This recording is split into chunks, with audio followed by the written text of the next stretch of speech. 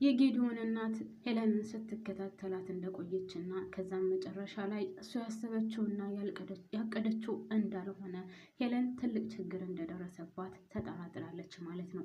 እናም ይህን ጥርጣሬዋን እርግጠኛ ለማድረግ ምክንያቱም ሄለን ከነሱ ቤት አድራ ስለነበረ ለበረከት ደውላ እባክህና ቶሎ ስለተፈጠረው ነገር ታስረዳኝ ከሆነ እባክህና ብላ በረከትን ትደውልለታለች።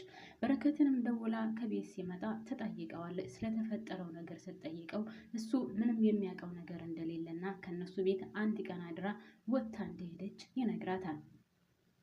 የጌዲዮን እናትም ይህን ነገር ያው ስትከታተል ስለነበረ ወይም እሷን የሚከታተል ሰው ቀጥራ ስለነበረ ይህን ነገር እንደምታውቅና ከነሱ ቤት አንድ ቀን አድራ በከዛ ጧት ተነስታ እንደሄደችም ለበረከት ትነግረዋለች።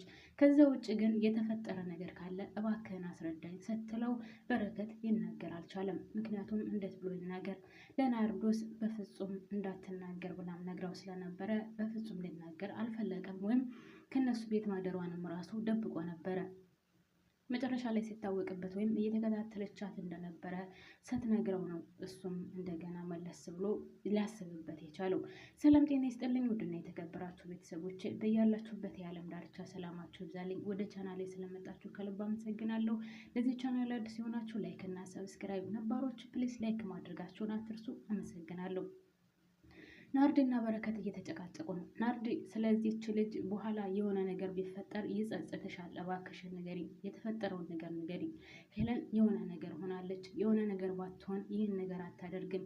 ናርዲ ለምን አልነግሪኝም ብሎ ናርድን ሲያስጨንቃት፣ ናርድ ደግሞ እኔ በፍጹም ይህን ነገር መናገር አልችልም ምክንያቱም ቃል ስላስገባችኝ በልጄ አስምላኛለች። ስለዚህ እንዴት ብዬ ነው የምናገረው ብላ ስትለው ለበረከት፣ በረከት ደግሞ እኔም በልጄ አስምዬ ነው የምጠይቅሽ፣ እባክሽን በልጃችን የሆነብሽ ንገሪኝ። ይቺ ልጅ አንድ ነገር ብትሆን አይቆጭሽም? አይጸጽትሽም? ብሎ ሲያስፈራራት እሷም ቆይ ራሷን ታጠፋለች እያልከኝ ነው ስትለው በረከትም ቀጠል ያደረገና አየሽ የተፈጠረ ነገር አለ። ምንድን ነው ያለችሽ? የተፈጠረውን ነገር ንገሪኝ እባክሽን ንገሪኝ ብሎ ሲያስጨንቃት ወደ ማልቀስ ትገባለች። እናም ይልቁን እስከምታለቅሽ እባክሽን ንገሪኝ፣ ስለተፈጠረው ነገር ብታስረጂ መልካም ነው።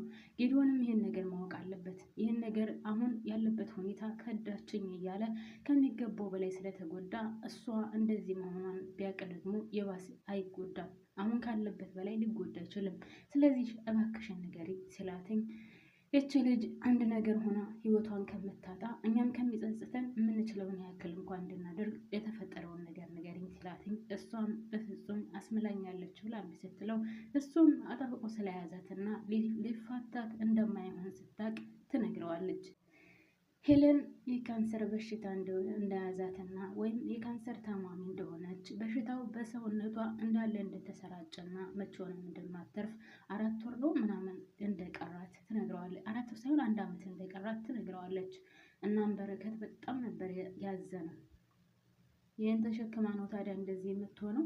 እስኪ ስታስብ አሁን አንቺ ይች ልጅ ይህን በሽታ ይዛ የሆነ ነገር ብትሆን አይጸጸትሽም? በዛ ላይ ደግሞ የጌዲዮን እናት በጣም ሀብታም ናት። ውጭ ሀገር ወስደው ማሳከም ይችላሉ። ይህን ነገር እነሱ ማወቅ አለባቸው ብሎ ሲላት ለናርዲ፣ ናርዲ ደግሞ በፍጹም ይህ ነገር ሊሆን አይችልም፣ እሷ አስመላኛለች፣ በልጅ አስመላ ነው የነገረችኝ። እኔ ላንተ መናገር የራሱ በጣም ከሚገባው በላይ ቃሌን አጥፌያለሁ እና በፍጹም ለበረከት ልትናገር አይገባም ስትለው ማለት ለጌዲዮን በረከትን በፍጹም ይህን ነገር በረከት ማወቅ አለበት። ስማቸው ይሳሳትብኛል። ጌዲዮን ማወቅ አለበት። ጌዲዮን አውቆ ደህና ሐኪም ቤት ወስደው ውጭ ሀገር ያሳክሟታል። እንዴት ነው ዝም የምንለው? መቼም አይናችን እያየ ይች ልጅ ህይወቷ አያልፍም። ስለዚህ መናገር አለብን ብሎ ሲላት ናርዲ እምቢ ብላ ነበር። በፍጹም መናገር የለብህም ብላ እምቢ ብለው ነበር። በሌላ በኩል በረከትና ጌዲዮን ተገናኝተው እባክህን ስለተፈጠረው ነገር ንገረኝ ሲለው በረከት ምንም ሊነግረው አልቻለም። ከነሱ ቤት አድራ እንደሄደች እንጂ ሌላ ምንም አዲስ ነገር እንደሌለ ይነግረዋል። ነገር ግን እሷ በሽተኛ መሆኗን ሰምቷል። ናርዲ ነግረዋለች። ናርዲ ስላስማለችው እና አደራ ስላለችው በልጁ ስላስማለችው ሊናገር አልቻለም። እናም በረከትም ማለት ጌዲዮንን ቢጠይቀው ምንም ነገር እንዳልተፈጠረ ምንም ነገር እንዳልሆነ ከነሱ ቤት አድራ ብቻ እንደሄደች ነው ያስረዳው። በሌላ በኩል ጌዲዮንና እናቷ አንድ ላይ ቁጭ ብለው እና እማዬ የተፈጠረ ነገር ካለ ለምን አልነግሪኝም ሲላትኝ አንቺና በረከት ስለምንድን ነው ያወራችሁት ሲላት ስለምንም አላወራንም፣ ግን በረከት አልነገረህም እንዴት ስትለው እኔ ምንም ነገር የነገረኝ ነገር የለም እባክሽን እማዬ እኔ ያለሁበት ይበቃኛል፣ አታስጨንቅኝ፣ የተፈጠረ ነገር ካለ ንገሪኝ ሲላት አይ እኔ የተፈጠረ ነገር የለም፣ ነገር ግን በረከት ነግሮኛል የሆነ ነገር ስትለው ምን ነገረሽ? ምን አለሽ? ያ ከነሱ ቤት ወጥታ ከጓደኛዋ ወይም የምታፈቅረው ጋር እንደሄደች ነገረች ሲላት እንደዛ ቢሆንማ እኔ እንደዚህ እያሰብኩ ታገኘኝ ነበረ። ልጅቷ የሆነ የፈጠራ ወሬ አውርታ ነው ከኛ የወጣችው። ከነናርዶስም እንደዛው እሷ ግን የሆነ ሰው እየተከታተላት ነበረ። ቀጠሬ እንዲከታተላት አድርጌ ነበር።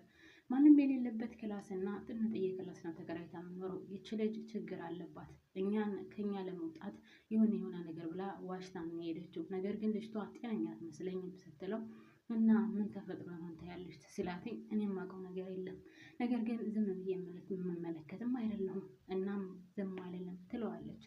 በሌላ በኩል ናርዶስን በጣም እያሰበች ነው። ይሄ ማነው ስሙ ገጀራው ተብዬው ደግሞ ከቤት መጥቶ በጣም እያስቸገራቸው ነው። በሩን ሲያንኳኳ መጀመሪያ የከፈተችው ሰራተኛዋ ነበረች። ከዛም ከሰራተኛዋ ሲጫጫ አፈቅርሻለሁ ወድሻለሁ እያለ ሲጫጫሁ ድንገት ናርዲ ትመጣለች። ናርዶስንም ሲጮህባት ልጅቷን ብሩን ካልሰጡ ልጅቷን እንደሚወስድባት ያን 500 ሺህ ብር ካልሰጡት ለልጅቷ እናትና አባት ተናግሮ እንደሚያስወስድባቸው ምናምን ሲናገራት እኛ ምንም የምናውቀው ነገር የለም፣ ልጃችንን የወሰንነው በመንግስት አስፈጽመን ወይም በህግ ነው የወሰንነው ስትለው እሱ ደግሞ ዲኤንኤ እኮ ቢመረመር የእነሱ ልጅ ናት። ስለዚህ እነሱ ደግሞ በጣም ባለሀብት ስለሆኑ ይችን ልጅ መውሰድ እድሉ አላቸው። ይልቁንስ ከመሆኑ በፊት ይህን 500 ብር ስጡኝ፣ ይህን 500 ሺህ ብር ስጡኝና እኔ በቀላሉ እፋታችኋለሁ ሲላት ናርዲ በረከት በሚወጣው ይወጣል። ስለዚህ አንተ ዞር በልልኝ፣ እኔ ካሁን በኋላ ከአንተ ጋር ምንም አይነት ግንኙነት የለንም፣ እባክህን ከህይወታችን ወጣ ስትለው መቅድንም አንገቷን ንቅ አድርጎ ብቻ አንጫጭቷቸው ተመልሶ ይሄዳል ማለት ነው። እና በጣም ተጨንቀውም ስለነበረ ሁለታቸውም በጣም ግራ ተጋብተዋል። ይህ ሰውዬ በቀላል የሚለቃቸው አይደለም። እና ሰራተኛዋም እባክሽን እኔ ስለሚያፈቅረኝና እኔን ስለሚወደኝ እኔ በፍቅር ዙሪያ ላይ ያዘውና ከዛ ጠብስ አድርገው ከእናንተ እንዳይደርስ አድርገዋለሁ እያለቻት ነበር ናርድም ብዙም አልተዋጠላትም ይሄ ሀሳብ። ምክንያቱም ምን እንደሚፈጠር አይታወቅም። ሁለቱ አንድ ላይ ሆነው በኋላ ምን እንደሚያደርጓት አይታወቅም። እና ናርዲ ይህን ሀሳብ አልተስማማችበትም። በሌላ በኩል ወይዘሮ ማለቴ የጌዲዮን እናት ናርዶስን ደውላ ትጠራታለች። ናርዶስን ደውላ እባክሽን ቶሎ ነይ ብላ ስትጠራት ናርዶስም ትሄዳለች ከጌዲዮን እናት ቤት። ከዛም ስለተፈጠረው ነገር እባክሽን ንገሪኝ፣ መቼስ አንቺ የቅርብ ጓደኛዋ ነሽ እና የአንቺ ትነግርሻለች ብዬ አስባለሁ። እና ስለተፈጠረው ነገር እንድትነግሪኝ ነው። ሄለን ጥሩ ላይ እንዳልሆነች እና በፍጹም ጤነኛ እንዳልሆነች ገብቶኛል። እባክሽን ንገሪኝ። ከኛ ወጥታ ስትመጣ ወደ አንቺ ነው የመጣችው። መቼም አንዳንድ ሰው ከቅርቡ ይልቅ ከቤተሰቡ ይልቅ የቅርብ ጓደኛውን ነው የሚያማክረው እና ነግራሽ ከሆነ ንገሪኝ ብላ ስትላት በፍጹም የነገረች ነገር የለም እያለች ነበር። ነገር ግን የጌዲዮን እናት ሁሉም ነገር ስለገባቸው እንድታስረዳትና እንድትነግራት ትጠይቃታለች። ከዛም ናርዶስ ትነግራታለች ሄለን የካንሰር ታማሚ እንደሆነች እና በሽታው በሰውነቷ ሁሉም እንደተሰራጨ ትነግራታለች። ከዛም የጌዲዮን እናት በጣም ነበር ያዘነችው። ልጅን ገደልናት፣ ልጅን እንደዚህ ያደረግናት፣ ልጅን ብዙ ነገር አናት፣ እሷ ለካ ከኛ ወጥታ የሄደችው ይህን በሽታ ይዛ ነው እያለች እያለቀሰች ነበረ። ሄለን ማለት ናርዶስም እንደዛው እያለቀሰች ነበረ። ብቻ እንግዲህ እርግጠኛ ነኝ ወደ ውጭ ሀገር ወስዳ ታሳክማታለች ብዬ አስባለሁ። ነገር ግን ያው መጀመሪያ ካለችበት ሂደው ያለችበትን አካባቢ ማወቅ እንደገናም ደግሞ እዛ ሂዳ የጌዲዮን እናት ወደ ቤት እንድታመጣት ታደርጋለች። እንደውም ለናርዶስ አሁን እኮ አንቺ ከመምጣትሽ በፊት እኔ ሄጄ ላመጣት ነበረ፣ እቤቷ ላይ ነበር፣ አንቺ ቀድመሽ መጣሽ እንጂ እያለቻን ነበረ። እና የጌዲዮን እናትም እንግዲህ በጣም አዝነዋል ማለት ነው። በፊት ብዙ ነገር ነው ስትላት የነበረው ሌላ ጉዳይ ይሆናል፣ ሌላ ፍቅራ ይሆናል፣ ሴት ልጅ እንደዚህ የምትሆነው ሌላ ስታፈቅርና ሌላ ስትወድ ነው እያለችው ነበር ጌዲዮንን። ነገር ግን ሄለን ሌላ ወዳ ሌላ ፍቅራ ሳይሆን ከአንድም 2 3 ሐኪም ቤት ሄዳ ስትመረመር የካንሰር በሽተኛ እንደሆነች እና በሽታውን በሰውነቷ ሁሉ እንደተሰራጨ ስላወቀች ከነሱ መሸሽ የፈለገችው በዛ ምክንያት ነው። ነገር ግን አንዳንድ ጊዜ በጣም ነው የሚያሳዝነው። ምክንያቱም ያው እሷን ባለመናገሯ ነው ነገር የደረሰባት። ነገር ግን የጌዲዮን እናትም ጌዲዮንም በጣም ተናደውባት እና በጣም አግልለዋት ነበረ። ያው እሷ የሰጠችው ምክንያትም ትንሽ በጣም ከባድ ስለነበረ በዛ ምክንያትም በጣም ተናደውባት ነበር። ለማንኛውም ውድና የተከበራችሁ ቤተሰቦች እንግዲህ ሄለን የካንሰር ታማሚ ሆናለች ማለት ነው። የጌዲዮን እናትና ጌዲዮን ያው ውጭ ሀገር ውስጥ ነው እንደሚያሳክሟት እርግጠኛ ነኝ። ነገር ግን እስካሁን ድረስ ጌዲዮን የሚያውቀው ነገር የለም ስለተፈጠረው ወይም ስለሆነው ነገር ምንም የሚያውቀው ነገር የለም። ጌዲዮን ሲያልቅ ምን ይላል፣ ምን ይፈጠር ይሆን የሚለውን ወደፊት የምናየው ይሆናል ማለት ነው።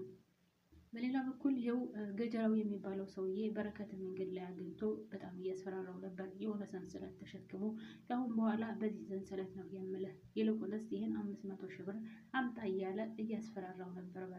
በረከትም እኔ የማውቀው ነገር የለም፣ እኔ ልጅን የወሰድኳት በህግ ነው። ስለዚህ ከፈለጋችሁ የፈለጋችሁትን አድርጉ፣ ነገር ግን እባክህን ከፊት ዞር በልልኝ እያለ ከሱ ጋር ይጨቃጨቃል ማለት ነው።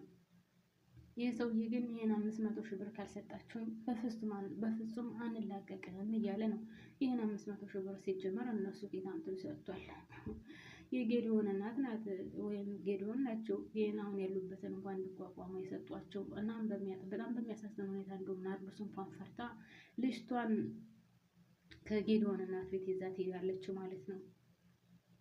ምክንያቱም ይዛበት የሄደችው ምክንያት ደግሞ ልጅቷን እሰርቃታለሁ፣ ሰርቄ ይዣት እሄዳለሁ እያለ ስለነበረ ምናልባት ቢሰርቅብኝ እዛ ጠባቂና ዘበኛም ስላለ እዛ ከኔ ይልቅ እዛ እምነት ይኖረዋል ወይም እንትኗ ሲክሪቷ የተጠበቀ ይሆናል ብላ እዛ ይዛት ሄዳለች ማለት ነው።